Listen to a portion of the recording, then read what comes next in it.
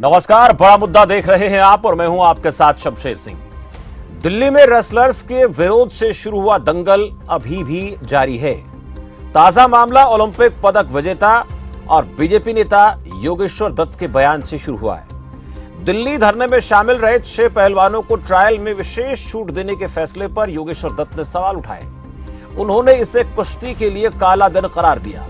भारतीय ओलंपिक संघ की तदर्थ समिति ने 6 आंदोलनकारी पहलवानों के लिए एशियाई खेलों और विश्व चैंपियनशिप में भाग लेने के लिए सिर्फ एक मुकाबले में जीत के बाद चयन करने की बात कही है। 6 पहलवान कौन से हैं जो दिल्ली में धरना दे रहे थे? इन पहलवानों को दोनों प्रतियोगिताओं की भारतीय टीम में जगह बनाने के लिए सिर्फ ट्रायल के विजेताओं को, ध्यान रहे, जो ट्रायल होगी उस ट्रायल के विजेताओं को हराने की जरूरत होगी और जो इन विजेताओं को यानी ट्रायल के विजेताओं को हरा देगा उन्हें इन दोनों इवेंट में पार्टिसिपेट करने का मौका मिलेगा।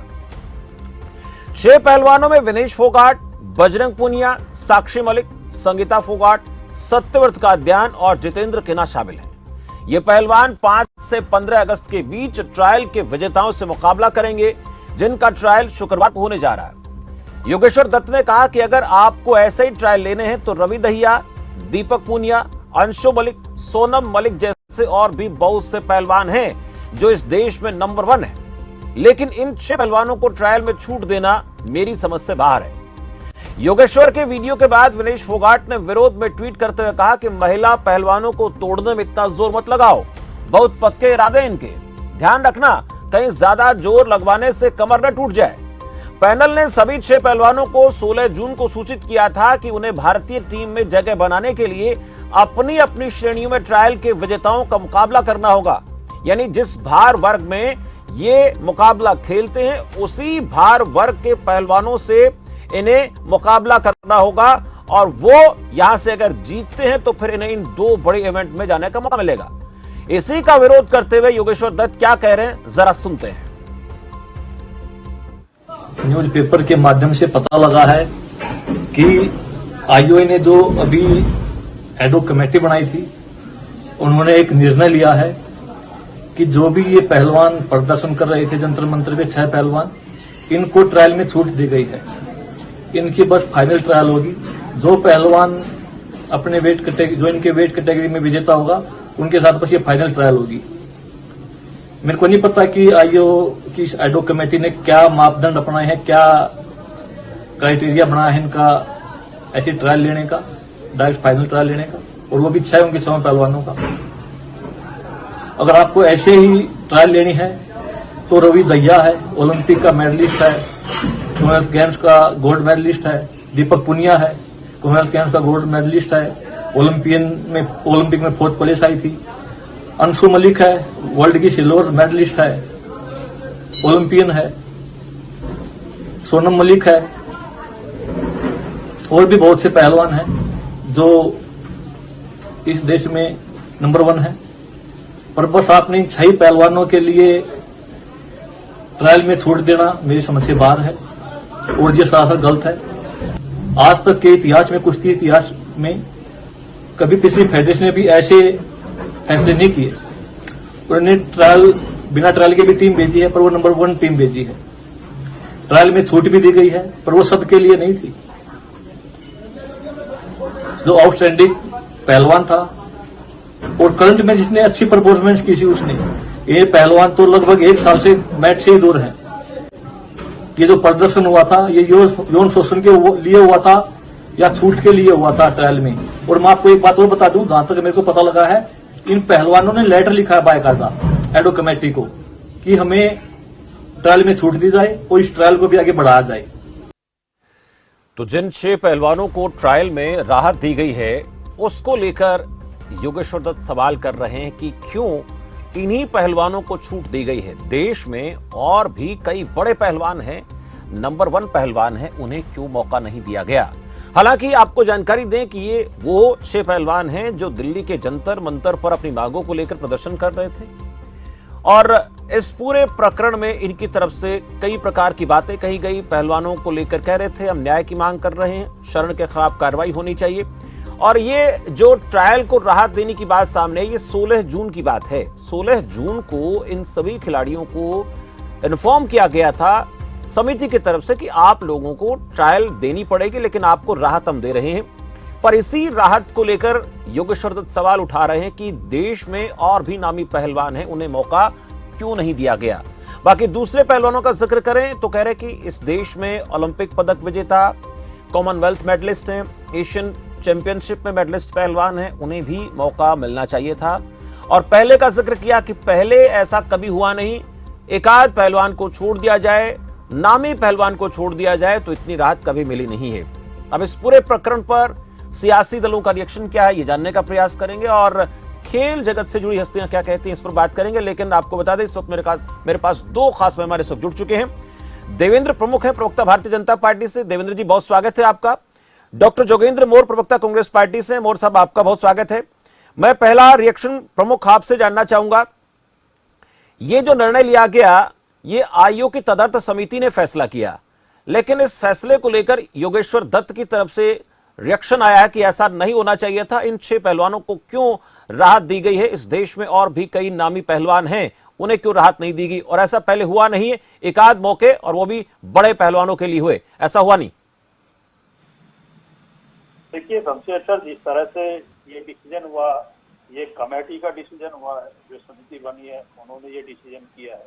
और इसमें जिस तरीके से योगेश जी ने सवाल उठाए, वो पहलवान है, जानते हैं इस बारे में कि उन्हें कहीं अगर किसी बिंदु पर कोई चीज लगी है, ये इसको जांच का विषय है, इस पर दोबारा भी जांच हो सकती है, बात हो सकती है। लेकिन सबसे बड़ी बात जो है, ट्रायल के विजेताओं से मुकाबला करने के बाद ही तो तय होगा। जो विजेता होकर आगा उसको क्लियर करेंगे। आप प्रैक्टिस से बाहर रही है, दूर रही है, क्षमता की कमी रही है, तो फिर आप क्वालिफाई कर कहाँ पाएंगे? ये सवाल हो सकता है उठाना, लेकिन इतना नहीं है कि आप इसे सीधा सीधा घेरा भी जा सकता हो।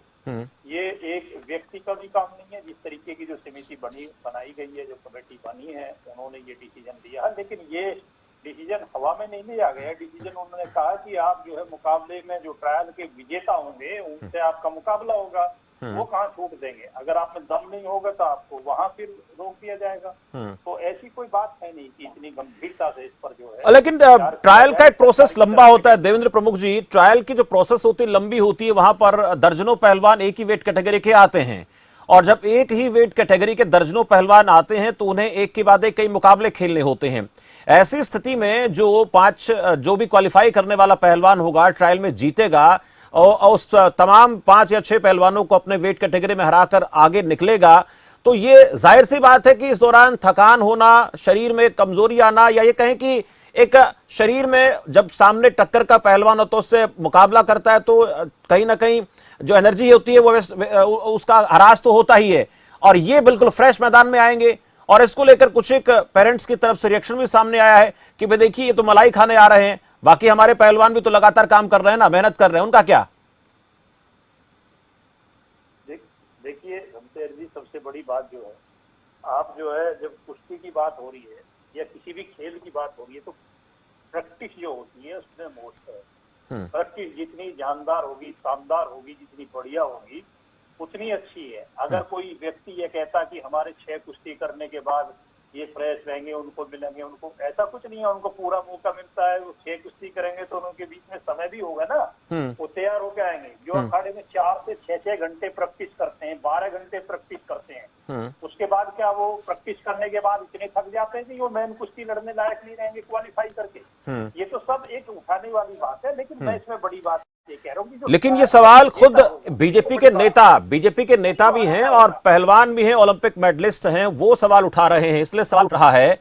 अब ऐसे में उनकी तरफ से ये भी कहा गया कि जूनियर पहलवान है, बाकी पहलवान है, उनके माता पिता, उनके अभिभावक प्रधानमंत्री को चिट्ठी लिखें, गृह मंत्री को चिट्ठी लिखे, खेल मंत्री को चिट्ठी लिखे, अपनी आवाज उठाएं। ऐसा तो गलत है। तो ये तो पार्टी के नेता पार्टी के लीग से हटकर बात कर रहे हैं। पहलवान जरूर है, लेकिन वो बीजेपी के नेता भी हैं।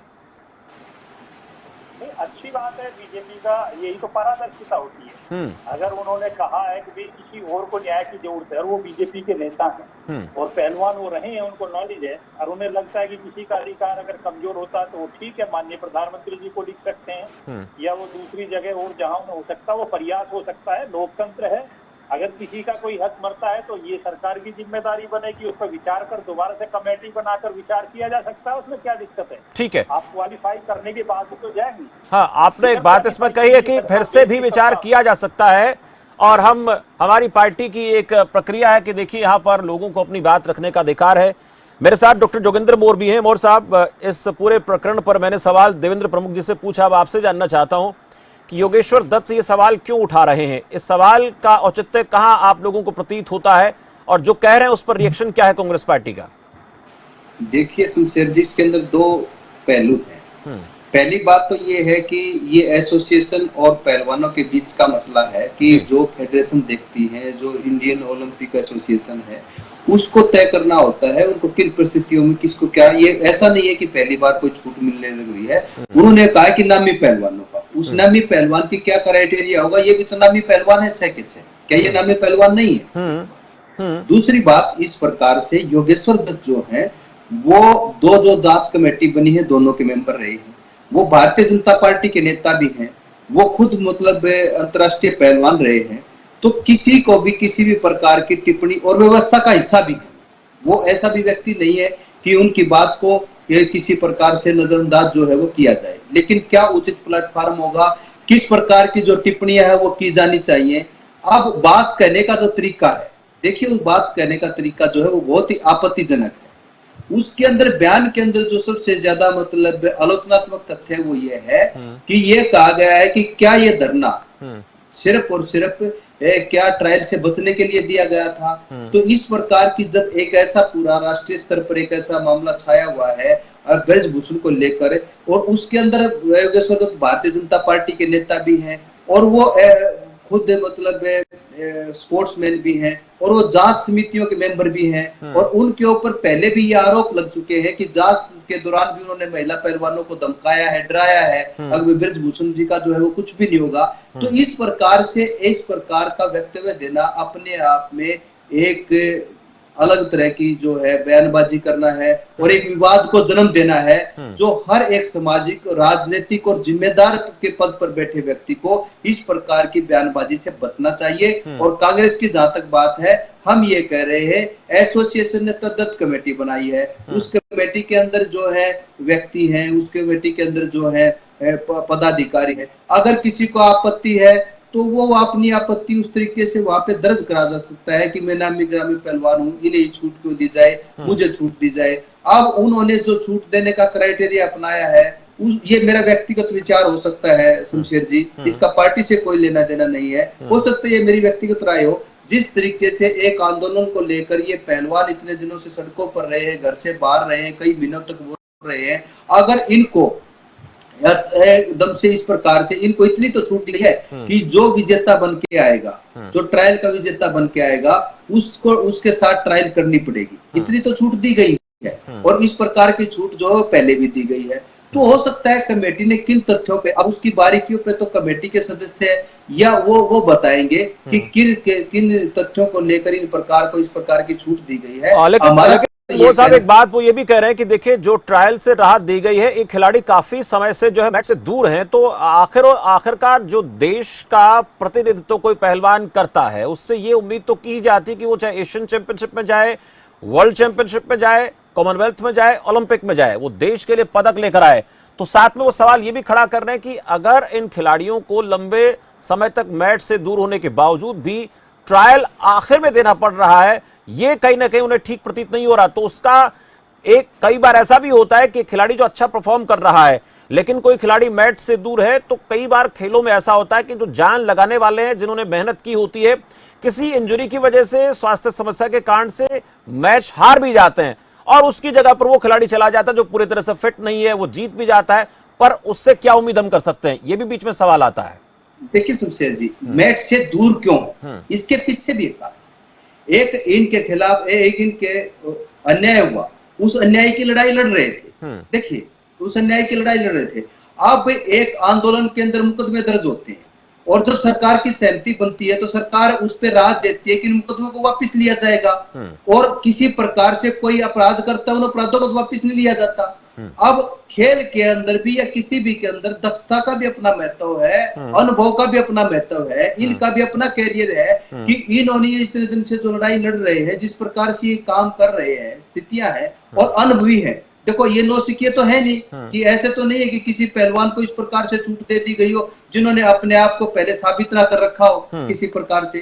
तो ये फिर भी ये कहते हैं कि ये सारे के सारे विषय जो विचारणीय बिंदु है, ये कमेटी ने किन बिंदुओं पर विचार किया होगा, ये एक अलग पक्ष हो सकता है, ये अलग बात हो सकती है। चलिए और मेरे साथ मैं आपके पास लौटूंगा, फिर इस बीच मेरे साथ कमल वधावन भी जुड़ गए। कमल जी, बहुत स्वागत है आपका इस चर्चा में, आपसे हम बात करेंगे। इस पूरे मसले पर हम देखें तो कहीं ना कहीं चाहे भारतीय जनता पार्टी हो चाहे कांग्रेस पार्टी हो, दोनों का अपना एक रुख है कि जो कमेटी ने फैसला किया वो ठीक है, कमेटी अपने हिसाब से निर्णय लेती है।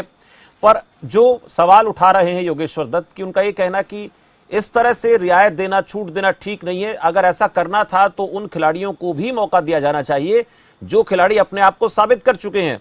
वो ओलंपिक में पदक विजेता है, एशियन गेम खेलों में पदक विजेता है, राष्ट्रमंडल खेलों में स्वर्ण पदक विजेता है, उन्हें क्यों नहीं राहत दी गई इस पूरे मामले में?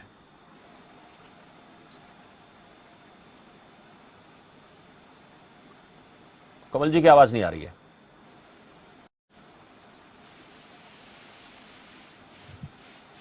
जी कमल जी बोलिए। चलिए, आवाज नहीं आ पा रही आपकी। मैं चाहूंगा कि तकनीकी टीम एक बार फिर से कोशिश करे, आपसे बात हम करेंगे।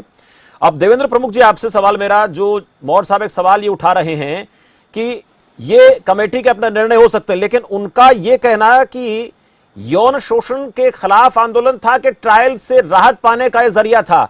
इस बयान से कांग्रेस पार्टी को आपत्ति है, ऐसा क्यों उनकी तरफ से कहा गया? इस प्रकार की बातें जो है ठीक नहीं प्रतीत होती। और एक सवाल मेरा भी आपसे कि निर्णय जो है वो 16 तारीख को आ जाता है, 16 जून को आ जाता है, लेकिन अब इस पूरे मामले पर एक हफ्ते के बाद योगेश्वर दत्त की प्रतिक्रिया सामने आ रही है। देखिए, इसमें जो चीज निकल कर आ रही है शमशेर सर, जिस तरह से कांग्रेस के मित्र ने भी स्पष्ट किया, इसमें कोई ज्यादा बात कहने के लिए है नहीं। ये जो है एक जांच का विषय है। और मैंने फिर कहा कि योगेश जी ने क्यों उठाया और उनका क्या हो सकता है, लेकिन पार्टी की इसमें कहाँ इतनी ऐसी भूमिका है कि हमें सफाई देनी पड़े। उनका एक बयान था, उन्होंने कहा कि ऐसा हो सकता है, लेकिन ये भी चीज क्लियर हुई कि जिनको ये चीज जो है दी गई है वो भी अंतर्राष्ट्रीय टॉप क्लास के हमारे पहलवान है, सम्मान है, और उन्हें कोई ऐसी बात नहीं है कि इस तरह से छूट दी गई है कि आप जो है सीधे जाकर खेल लो। मैं फिर आपको ये दोहराना चाहता हूँ कि इसको आप मत समझिए कि जो ट्रायल के विजेता होंगे उनसे मुकाबला तो जीतना पड़ेगा, तब क्वालिफाई होगा। और उनका अगर योगेश जी के बयान पर ही कोई बात आ रही है कि उन्होंने क्यों दिया है, देखिए अगर उनसे बाइट ली जाए तो शायद क्लियर होगा। मैं उस पर बिगर बाइट सुने हुए कोई सफाई ज्यादा दूं।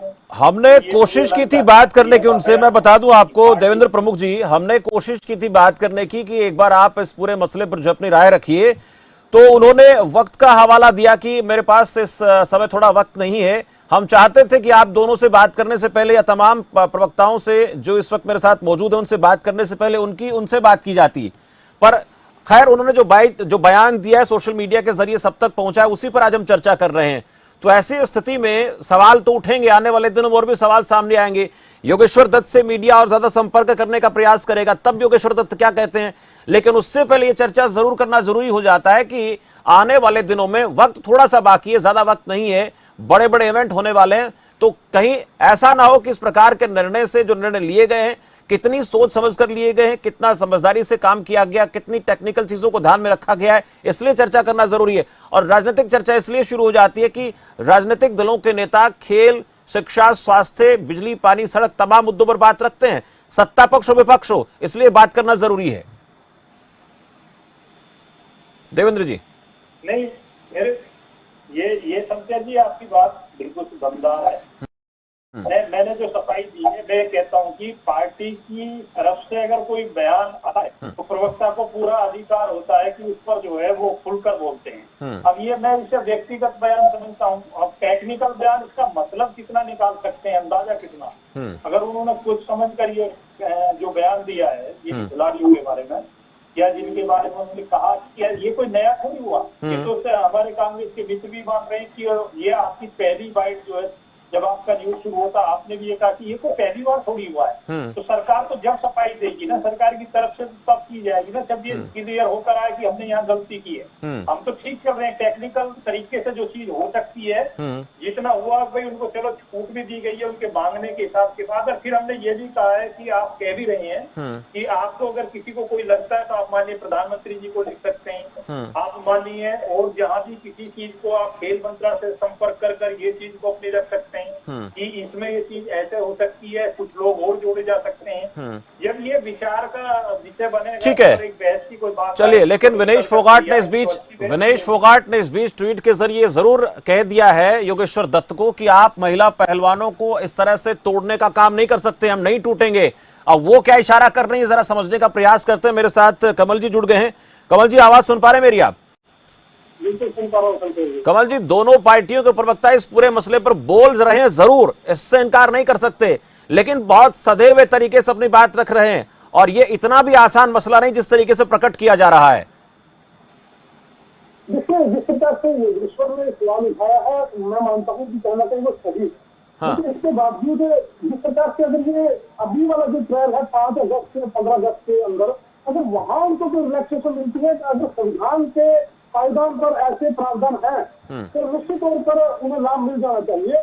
अदरवाइज अगर ये एक अलग से ही कानून या अलग से जो चीज बनने जा रही है तो जिसका आने वाले दिनों में दूसरे खिलाड़ियों पर इसका प्रभाव पड़ेगा, तो निश्चित तौर पर ऐसा नहीं होना चाहिए। तो ये तो बड़ा दुखदाई भी है, क्योंकि जो दूसरे पहलवान है, जो नए पहलवान है, उनको ट्रायल में छूट नहीं मिलेगी और इन लोगों को 6 लोगों को मिलेगी। ये कहना कहीं सोचने का एक विषय है, क्योंकि पार्टियों के जो प्रवक्ता लोग हैं वो बिल्कुल अपने भी पार्टी का गुणगान करेंगे, लेकिन एक न्यूट्रल होकर सोचना पड़ेगा उन बच्चों के लिए जो बच्चे अपने भविष्य को देख रहे हैं, जो बच्चे इस खेल की दृष्टि से आगे बढ़ना चाहते हैं, उन बच्चों को ध्यान में रखना पड़ेगा। बहुत से अभी जिक्र किया था, बहुत से ओलंपिक में जीते हुए हैं, गोल्ड जीता है, उनका जिक्र नहीं है क्योंकि वो भी तो देश के लिए गोल्ड लेके आए हैं, उनका जिक्र कहीं ना कहीं योगेश्वर ने किया है। तो निश्चित तौर पर मेरा मानना ये है कि सरकार को या संघ को ये चाहिए कि एक पारदर्शी तरीके से कोई सिस्टम हो।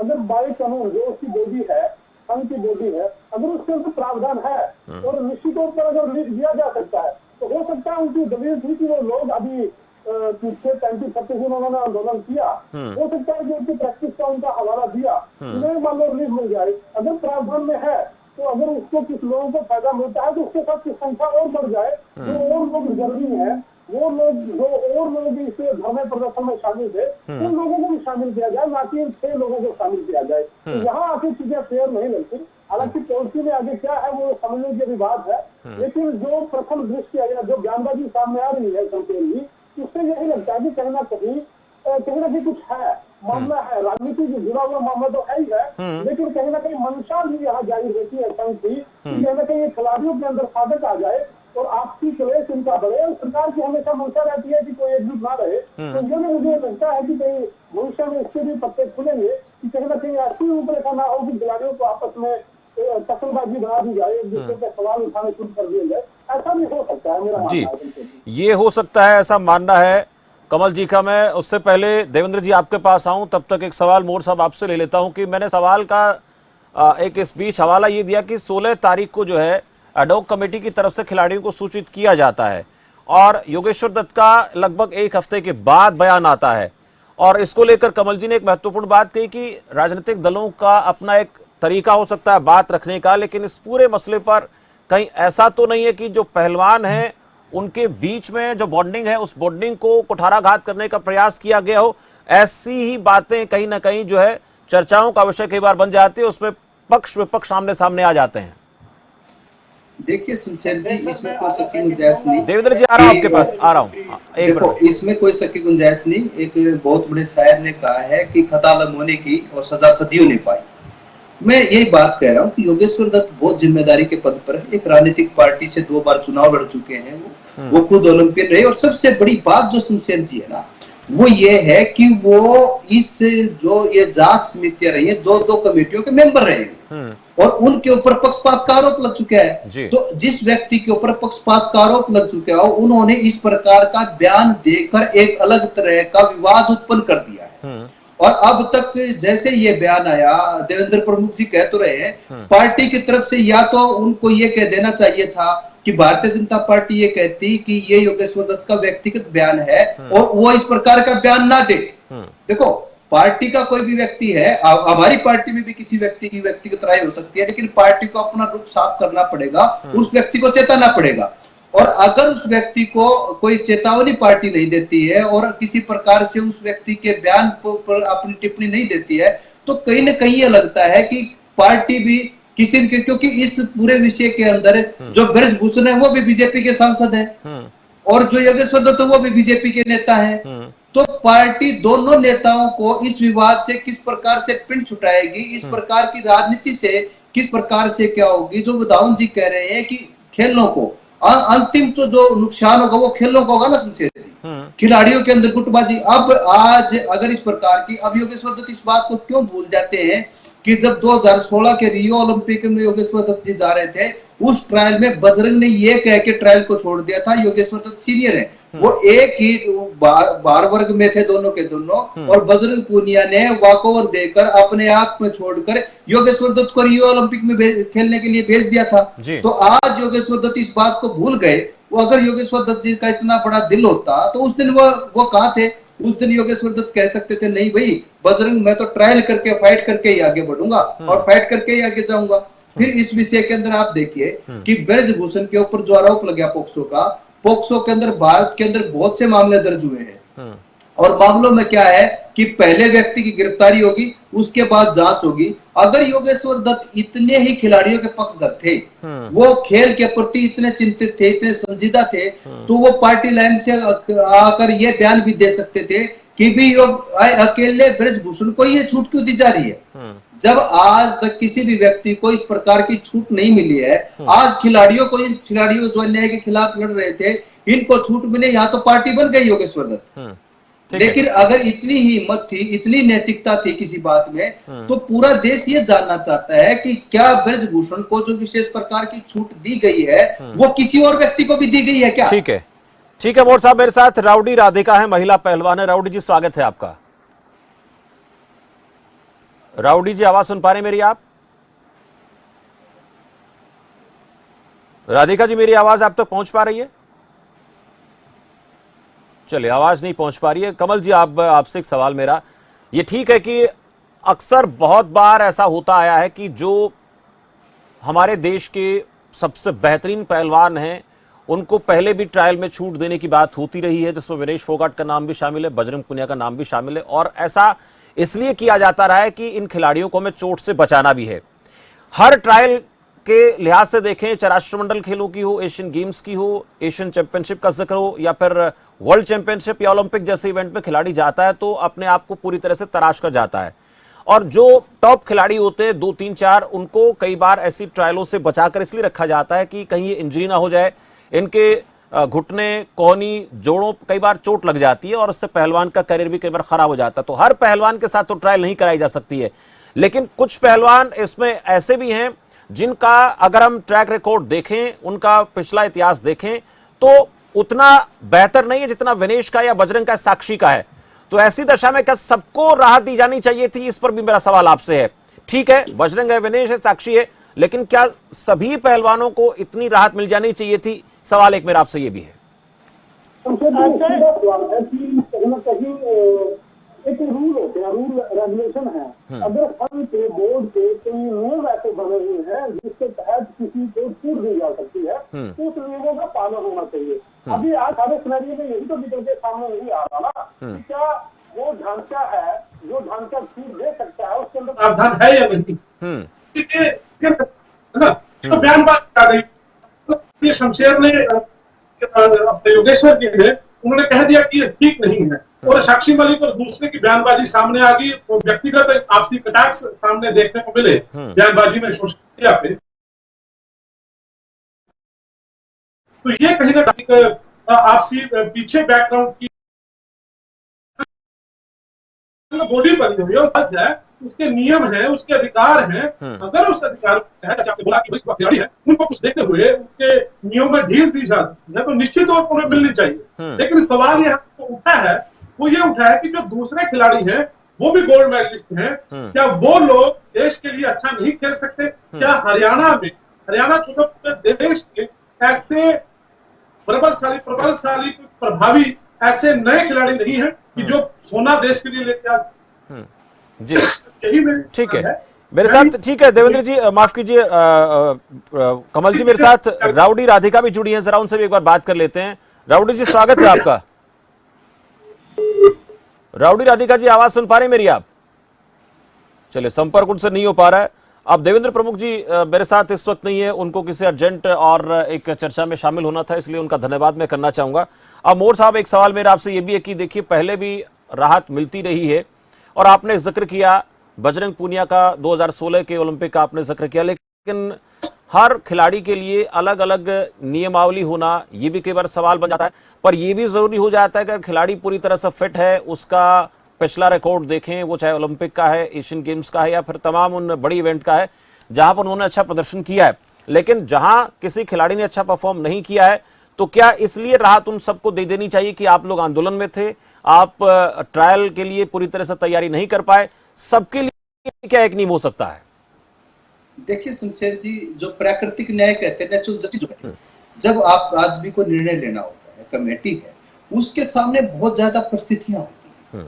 इन परिस्थितियों में आप देखेंगे कि जितने भी खिलाड़ी हैं, चाहे विनेश फोगाट है, साक्षी मलिक है, बजरंग पूनिया है या संगीता फोगाट है या और भी जो है नाम, उनका कैरियर, उनका पिछला जो है वो अनुभव, पिछला प्रदर्शन देखते हुए कितनी चीजें, एक विषय नहीं होता है।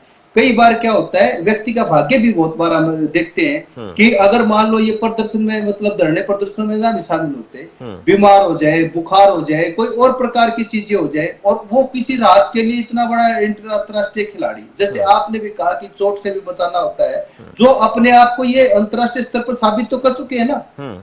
अनुभव भी एक बहुत बड़ी बात होती है, अनुभव बहुत बड़ी बात होती है। आप दूसरे खेलों में देखेंगे, ये तो चलो इंडिविजुअल गेम है, आप टीम के खेलों में देखेंगे तो बहुत से अनुभवी खिलाड़ियों का प्रदर्शन कई बार बहुत अच्छा नहीं रहा होता है। क्रिकेट में अगर आप देखेंगे खासकर, तो आप देखेंगे कि घरेलू क्रिकेट में कई बार उसका अच्छा प्रदर्शन नहीं रहने के बावजूद भी उनको इसलिए लिया जाता है कि एक आध अनुभवी व्यक्ति को साथ में रखना होता है इस खेल में। तो मेरा कहने का अभिप्राय यह है कि जिस कमेटी को जो निर्णय लेना है, उसके सामने बहुत सी परिस्थितियां, बहुत से जो यही चर्चा निकलकर सामने आ रही है, उनके सामने बहुत सारी ऐसे चैलेंज रहे होंगे जिन्होंने बहुत सोच समझ कर फैसला लिया होगा। इस पर एक छोटा सा रिएक्शन राउडी से मैं लेना चाहूंगा।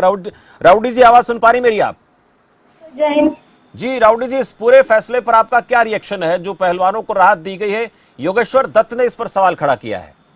सर देखो, मैं किसी पक्ष में नहीं बोलूंगी, पहले भी मैं प्रोटेस्ट में बोल चुकी हूँ।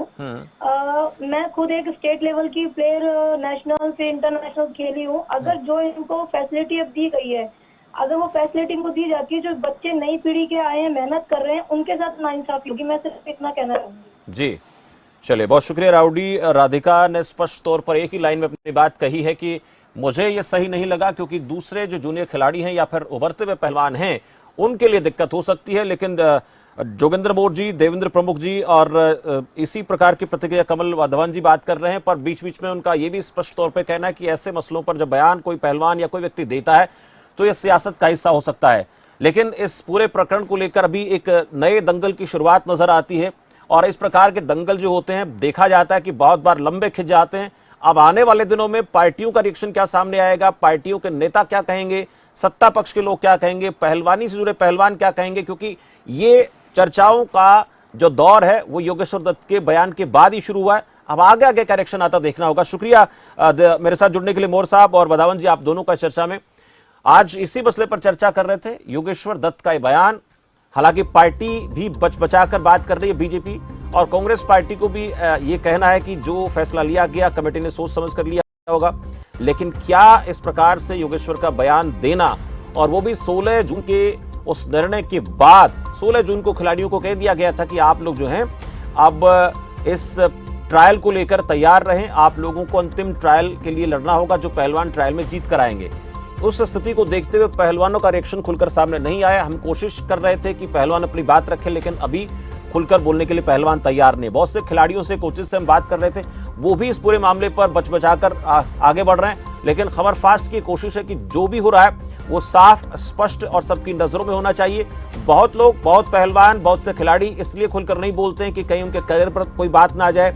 बहुत से पहलवान अपने रिश्ते नातों को, बॉन्डिंग को लेकर नहीं बोलते हैं, लेकिन जो न्यायपूर्ण है, जो न्यायप्रिय है, जो सही है, जो जायज है, वो होना चाहिए। अगर कमेटी ने फैसला सोच समझ कर लिया तो ठीक है, लेकिन इसके अलावा ज्यादातर खिलाड़ियों को इस बात से आपत्ति है, तो कमेटी को इस पूरे प्रकरण को लेकर फिर से विचार करना चाहिए। ये भी एक बड़ा सवाल है, क्योंकि सब लोग जो नए पहलवान हैं इन सीनियर के सामने खुलकर ना बोलें, ऐसा भी संभव है।